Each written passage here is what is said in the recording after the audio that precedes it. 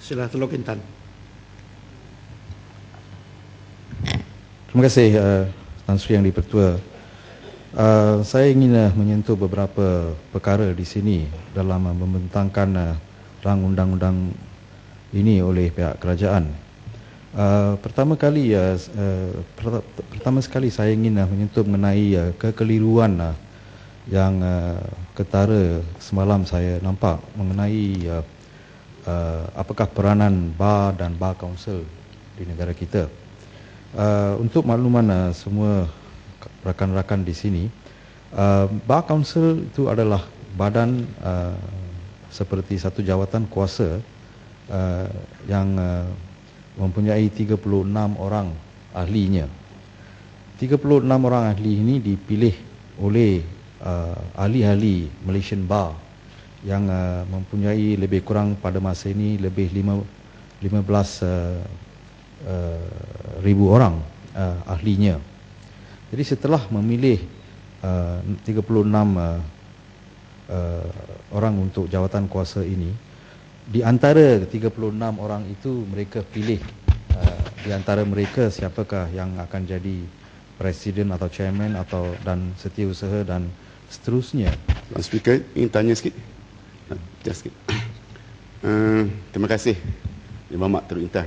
Saya ingin nak bertanya kepada Yang Berhormat, dalam pemilihan jawatan kuasa bar council ni, dalam surat agung yang diadakan, berapa orangkah biasanya hadir daripada 15,000 orang sebagai ahli tersebut?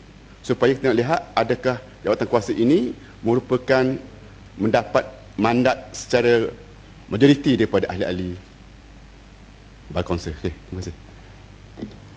Boleh mana baru. Terima kasih. Berapa orang yang hadir, memanglah 15,000 itu tidak hadir.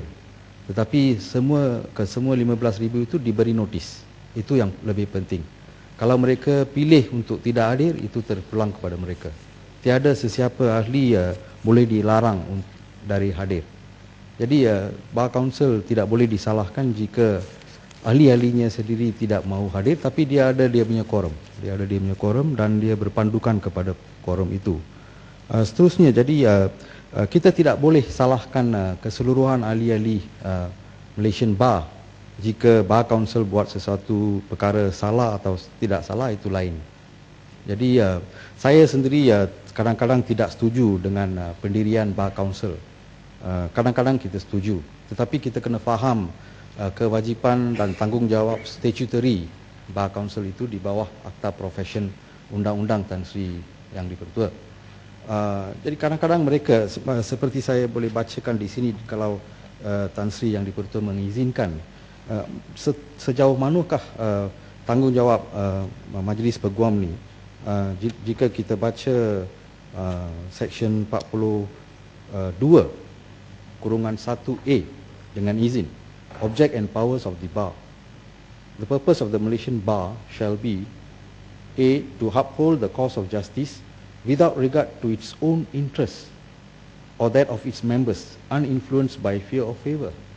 Jadi kadang-kadang keputusan mereka untuk membuat sesuatu, termasuk mengeluarkan kenyataan akhbar, dan baru-baru ini dalam kes Bersih mereka membuat laporan mereka, not regarding their own interest, totally disregarding their own interest, di mana kita nampak banyak pihak-pihak khususnya di sebelah sana oleh sebab laporan Majlis Peguam itu tidak baik untuk sebelah sana, dia telah diserang, dikutuk dan di-censure. Jadi saya rasa biar bar council buat kerja mereka. Apa yang mereka buat kalau tidak mengikut undang-undang atau LPA, mereka pun boleh dibawa ke mahkamah. Di mana ada seorang peguam bawa bar council ke mahkamah, itu hak dia dan saya sokong itu. Biar hakim di mahkamah tentukan siapa betul, siapa salah. Seterusnya saya ingin mengatakan, saya tengok rakan-rakan saya di sebelah sana selalu mengatakan ini bersih, tidak perlu membawa banyak padah dan sebagainya. Tapi untuk saya, dengan izin the root cause, mengapa bersih mengadakan rally seperti itu yang tidak telah mengakhiri dengan apa yang berlaku. Kita tidak mahu apa yang berlaku itu. Memang semua orang tidak mahu, tetapi ia telah berlaku. The root cause of it dengan izin adalah electoral list yang tidak bersih. Itu masalahnya. Macam saya tengok di kawasan-kawasan, ada sehingga 35% pengundi-pengundi baru. Pada kebiasaannya 5 hingga 10% adalah biasa. Kenaikan pengundi-pengundi tambahan. Sampai 35%, 40%. Something is wrong dengan izin. Itu yang kita mau katakan bersih. Dan saya tidak setuju dengan kawan-kawan saya yang mengutuk Datuk Ambiga. Apa yang beliau buat? Apakah tuntutan bersih dan Datuk Ambiga? Sehingga orang pergi ke depan rumah Datuk Ambiga dan tunjuk punggung mereka, bagi dia burger daging. Saya nak tanya, sebagai seorang bukan Melayu, saya nak tanya, adakah ini budaya Melayu? Kesemua orang yang pergi ke rumah di hadapan Datuk Ambiga adalah Melayu. Apakah budaya ini? Saya tak faham. Saya tanya saya punya kawan. Saya Melayu. Ya, sekejap. Sri Gading, sekejap. Sekejap, saya habiskan. I will give. Saya tanya kawan-kawan saya, apa ini? What is this? Is this our culture? Bukan Melayu pun Malaysia. Ini bukan culture kita. Pergi ke rumah peribadi seorang, lagi pun wanita, panggil kononnya veteran askar. Saya tanya, kerabat di Teluk Intan. Dia kata tak ada, ini bukan kita punya culture. Sungguh memalukan, dia kata. Jadi saya tak setuju. Biar silakanlah Sri Gading. Namanya. Sahabat saya, Tan Sri. Terima kasih. Teluk Intan. Kita sama-sama ahli parlimen. Kita dah luluskan di parlimen ini bahawa perhimpunan secara aman dibenarkan. Kerajaan tidak pernah menggalang. Sama-sama kita bahaskan dah. Kita bersetuju. Yang orang marah Ambika ni dah diberitahu, pergilah ke stadium, dah dibenarkan. Yang nak tunjuk perasaan, nak tunjukkan satu bentuk seolah-olah boleh melanggar undang-undang ni, kenapa? Ini yang kita duka cita. Memanglah bukan budaya Melayu, tengok punggung, tunjuk punggung ni bukanlah budaya Melayu. Tapi inilah agaknya salah satu cara memprotes tindakan Ambika. Dan perkara-perkara seperti itu akan berlaku lah apabila kita membuat sesuatu yang menyakiti hati orang. Orang cuba membuat sesuatu menyakiti hati kita. Kalau semua memegang undang-undang, kita hormati undang-undang, tak ada masalah. Yalah, Bakonsel pun memenangkan bersih. Soal senarai 40 lebih ribu yang kotor itu bukanlah jadi satu masalah. Kita nak menunjukkan perasaan, nak menunjukkan kita punya tingkah laku yang biadab di depan bandaraya kita. Ini semua menjemput perasaan-perasaan yang bertentangan dengan apa yang kita mahu. Jadi inilah. Sebab tu kadang-kadang orang pun kutuk Majlis Peguam kerana memenangkan, kerana secara tak langsung bersuara menyalak untuk parti pembangkang. Jadi kita hormati Peguam. Profesion Peguam ini dihormati. Salah satu yang memang jadi cita-cita anak-anak yang belajar nak jadi Peguam, jadi jurutera, jadi doktor. Tapi oleh sebab tindakan kita. Ini.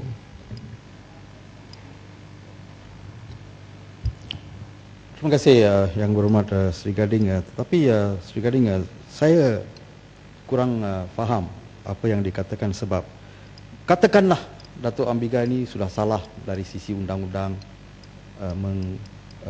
sakitkan perasaan orang lain.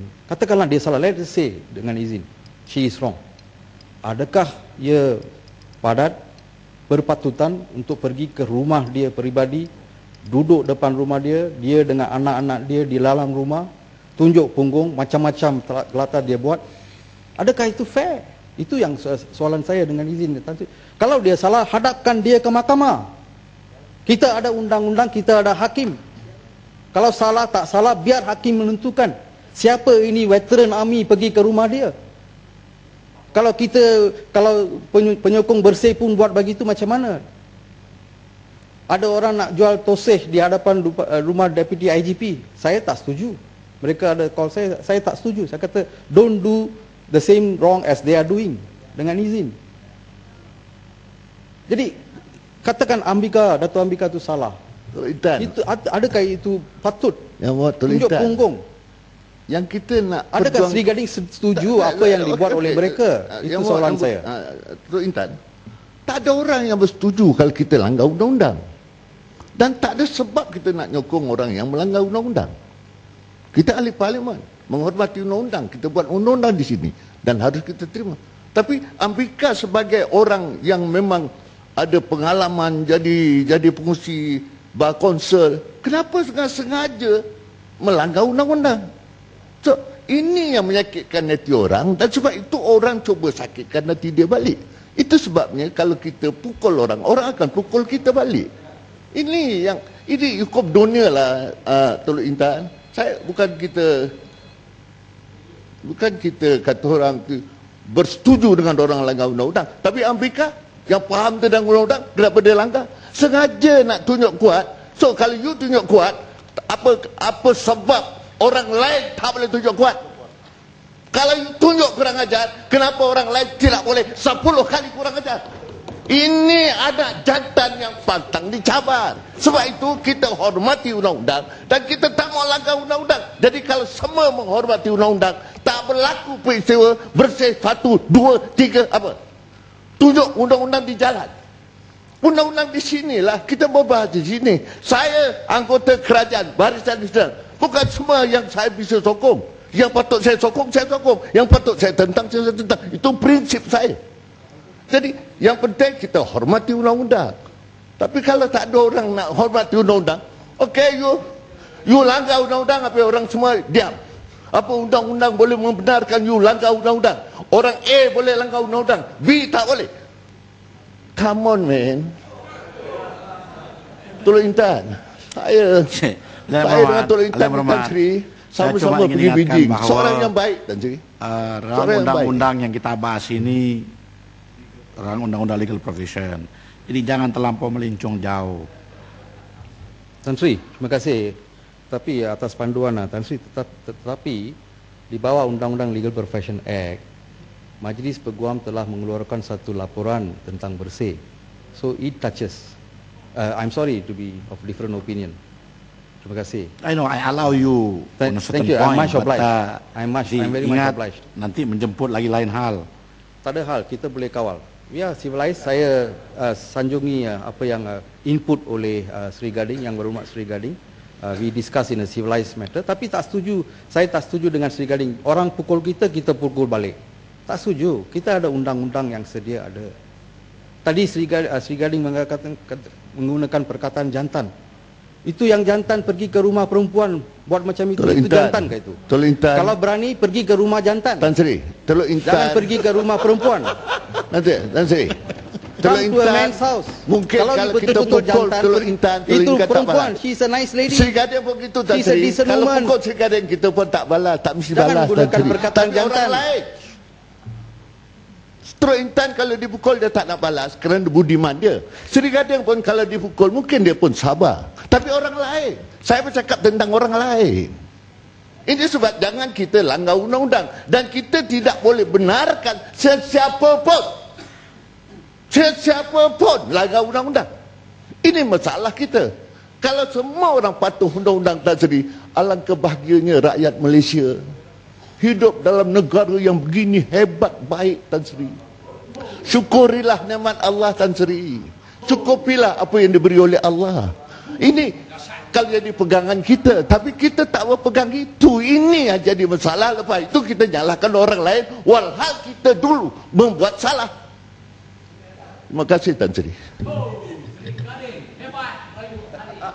Terima kasih yang berhormat Sri Gading. Cuma apa yang saya minta, Tan Sri, macam kita berdebat di sini. Apabila keluar dari dewan ini, habis. Jangan datang rumah saya buat apa-apa. Jangan pergi ke rumah yang amat berhormat Lim Guan Eng buat apa-apa. Sampai upacara kematian dibuat. Itu apa punya culture? Kita di Pakatan Rakyat tak pernah buat macam itu. Pergi ke rumah orang. Kalau kita ikut sistem yang dikatakan tadi, you pukul saya pukul you, huru-hara lah. Tak perlu polis, tak perlu hakim, tak perlu mahkamah. Boleh, Yang Berhormat. Saya boleh pergi ke rumah seorang perogol, bantah di rumah dia. Dia ada keluarga dia tidak boleh disalahkan. Itu yang penting, Sri Gading. Saya rasa kita boleh bersimpati lah dengan cadangan satu sama lain, Sri Gading. Saya sangat hormati Sri Gading, seorang senior. Tetapi no tit for tat. No tit for tat. Minta penjelasan Tuan. Saya berdiri dulu yang Teluk Intan Kota Belud tu. Tak apa, saya dapat dulu. Ya. Terima kasih Tan Sri dan terima kasih pada he's brighter than me. Tak apalah, akan dapat. Terima kasih pada Teluk Intan dan pada Tan Sri. Tadi saya nampak dalam apa komen yang terbaru dibuat ulasan oleh Teluk Intan, itu yang tidak difaham oleh Sri Gading, iaitu saya terima ada orang yang tidak setuju dengan apa yang dibuat oleh Bersih. Itu hak mereka, itu bukan masalah, ya. Isu dia adalah apakah sebahagian daripada golongan ini buat tindakan mereka yang bersifat macam rasis pun ada, saya akan sebut tu, bersifat agresif, bersifat menghina dan sebagainya. Ini fakta, ya. So satu contoh kita tahu, mereka buat gerai di hadapan rumah Datuk Ambiga. Mereka tahu inilah orang yang beragama Hindu, tapi mereka buat gerai dan jual burger daging lembu. Interesting. Niat dia apa? Dengar dulu, dengar. Niat dia apa? Ini yang kita tak mahu. Kalau dia tak setuju dengan Bersih, dia boleh buat protes. Dia pergi kepada Dataran Merdeka, kumpulkan 100 orang, 1000 orang, 10,000 pun, buat bantahan kita tak setuju dengan Bersih. Itu tak ada masalah. Tetapi apa yang Sri Gading tak faham sampai sekarang, bila mereka pergi kepada rumah Datuk Ambiga, buat tindakan menghina macam itu, nanti bayar saya habis. Boleh jawab lepas tu berkala dia bagi. Dia ada dia bagi. You tuduh saya tak faham tu, saya tak boleh terima. Dia bagi peluang pada saya, Sri Gading. Bagi saya. Biar saya habis dulu. Kalau Sri Gading boleh jawab. tak nak langgar undang-undang, Sri Gading boleh jawab. Sri Gading, nanti saya bagi laluan. Dengar saya dulu. Pembangkang di Sri Jawa Gading ini hanya nak Sri Gading, menegakkan benang basah. jangan tunjuk kelakuan yang sama. Dengar saya dulu. Orang lain salah. Walaupun dia salah. Dengar saya dulu. Ini sikap pembangkang yang paling malang. Dan jawab lepas itu. Dia hanya nak menegakkan benang basah. Dengar, dia fikir faham dan orang jawab. lain salah. Dia tetap betul walaupun dia salah. Ini masalah kita. Sri Gading, you are a parliamentarian, senior parliamentarian. Behave like Sri Gading. one. Dengar dan jawab. Sabar boleh. dulu. Di bangunan baru ni doktor jauh sikit. Saya amat prihatin. Sabarlah. Ya. I akan bagi laluan.